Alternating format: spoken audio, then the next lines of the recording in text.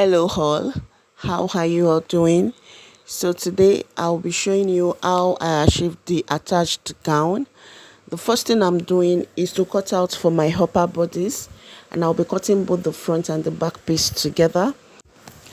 I add 2 inches for the zipper allowance on the back bodies, and I'm starting my measurement from the 2 inches away from the zipper allowance.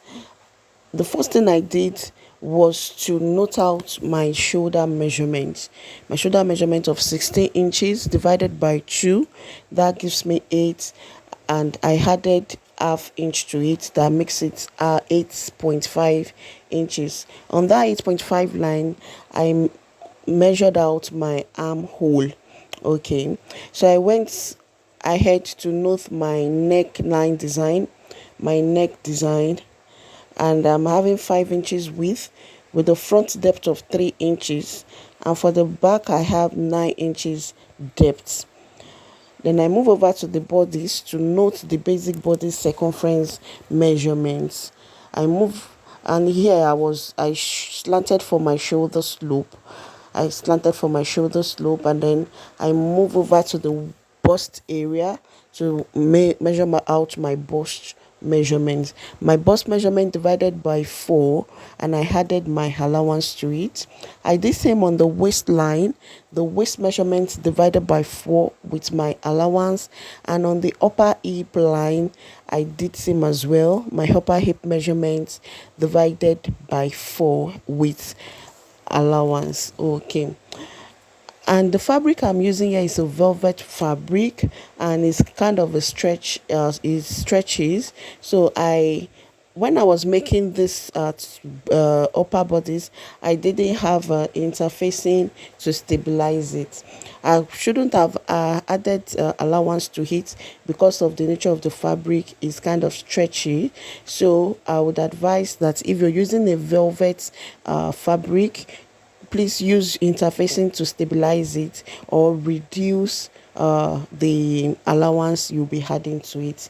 Okay, so because I don't just want to leave the line straight, I came up by 3 inches at the upper hip line to curve out a little. So I curved that out a little, and after doing all my drafts, and I went ahead to cut it out. You will notice I deepened the front armhole compared to the back.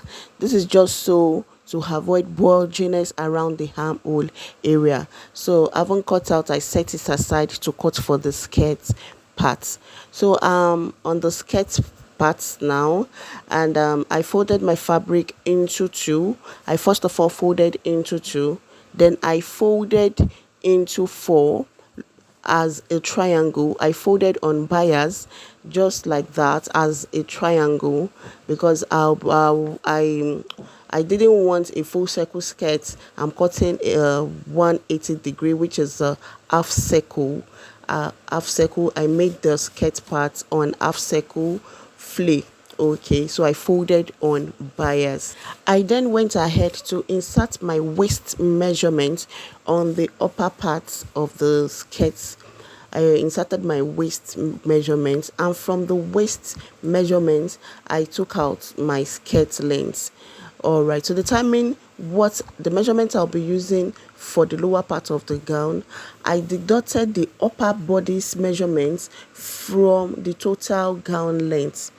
I deducted the upper body's measurement from the total gown length. So the remaining inches left is what I used in cutting out for my skirt pattern.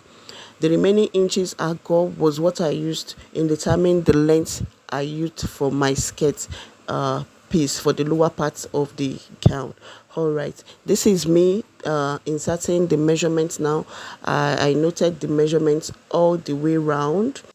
You will notice that I didn't cut on the waistline I made. I went up by 0.75 inches. I then cut on the 0.75 inches line I made. Then, having done that, I went ahead to cut out. Also, I had to join the lower part of the skirt that didn't make up to the full length. I had to take a pieces of the fabric and then I place it there, then I trace out for the full length. Just watch as I did it. Okay, thank you very much if you have watched up to this time. Thank you for the show of love at all times. Thank you for always loving my video. And if you're new here, please remember to subscribe, like, and share.